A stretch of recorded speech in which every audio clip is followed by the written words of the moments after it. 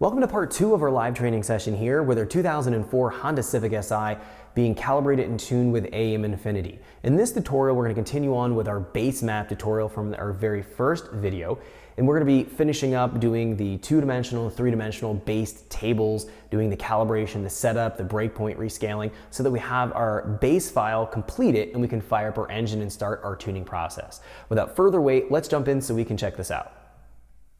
Welcome back to our live training session here with our K24 swapped EP3 Civic.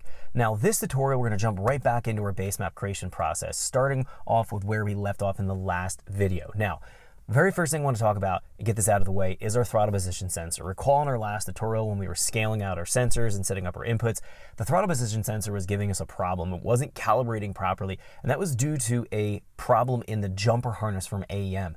The signal ground was actually not populated in the correct pin. So I corrected that problem in that jumper harness, which was brand new, but we get these kind of problems occasionally when we're going through and even buying stuff brand new from the manufacturer. There is issues. So I corrected the problem. We need to go back in and rescale our throttle position sensor, because if we take a look here, right now I'm off the throttle, it's showing 97. I get on the throttle, it's showing -5. So obviously that's incorrect. We need to go in and correct this. So we're gonna jump back into our wizard section here and go up into our setup wizard and jump right back into our throttle position area here. So set throttle wizard. Now what we're gonna do here is do the minimum and maximum throttle position so it can learn the min and max voltage. This is going to show the 0 to 100% movement of the throttle. We need this in order to activate things like the decel fuel cut when we lift throttle or idle control, or when we're on the throttle or having throttle movement. We want that to track and be able to use the wall wetting effect to be able to give fueling when we have a transient fueling or a throttle moving event. So we want to go in and make sure that we're accounting for all of these things, and we have to have the throttle position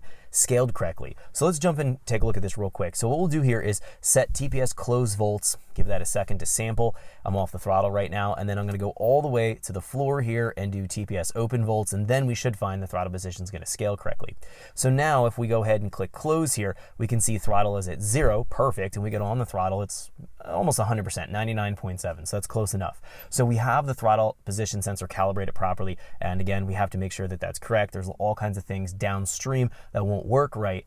Overrun fuel cut, idle control, transient throttle fueling, all those things need to be relying on a accurate, calibrated throttle position sensor, so we know that's good now. Okay, so what we're going to do here is go from our left tab under Start and move all the way across here to our very last tab, Drive-by-Wire, Shift Cut. We're not using those, but we'll go through all the tabs. This is going to be housing all the tables that we need to talk about. So 2-dimensional, 3-dimensional tables that are needed to get the engine to fire up and run, spark timing, fuel, and variable cam control are some of the very important things that we have to go in and sort through. So let's go in and take a look at this real quick. So under our Start tab, we have a whole bunch of tables here to discuss. The default value should work fairly well, though we're going to adjust these two tables here, the fuel trim coolant and the lambda after start trim. For sure, we're going to adjust these values. So let's quickly go through this. So what we have here, we have an airflow model within our volumetric efficiency style airflow model within our Infinity here. It's going to be fuel mass is equal to air mass divided by target air fuel. We've talked about this extensively in all the other training tutorials with AEM. Now, when we're in cranking conditions, we establish our air mass or the volumetric efficiency of our engine, what kind of airflow is coming into our engine, using not the volumetric efficiency table, because that's when the engine's running in steady state airflow. What we actually use here is our cranking VE table. So this establishes our air mass under cranking conditions. Then, to establish our desired air fuel or the target air fuel, so it's air mass divided by target air fuel, we have the lambda cranking air fuel table, or if your units of lambda, it would be in lambda. This establishes what we want our target air fuel to be under cranking conditions. So we literally take our cranking VE value here, we divide it by our target air fuel under cranking conditions. This spans coolant temperature based. This is manifold pressure versus engine speed, again, all just cranking conditions. This will give us a fuel mass that we want to deliver to the engine. We convert the fuel mass into an injector pulse width, knowing the injector flow rate, injector latency.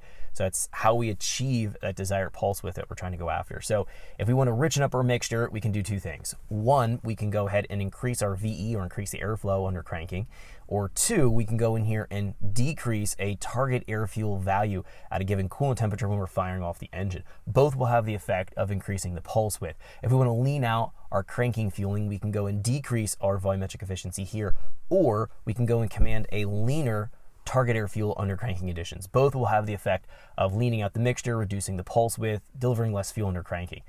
Usually what we adjust is going to be our lambda cranking air fuel table here rather than touching our cranking VE table. But what we're going to do right now is leave the default values in our lambda cranking air fuel table because these are pretty good values for most any engine. We are going to go and tweak our cranking VE table values. I'm going to bump these up and just... Thanks for checking out our teaser clip. If you want to see the rest of this video and more than 500 hours of current EFI training we have to offer, make sure you click right here. If you want to go and check out more teaser clips from this training course, click here, and you don't want to miss any of the videos we're going to be releasing on this channel, so make sure you subscribe and click here.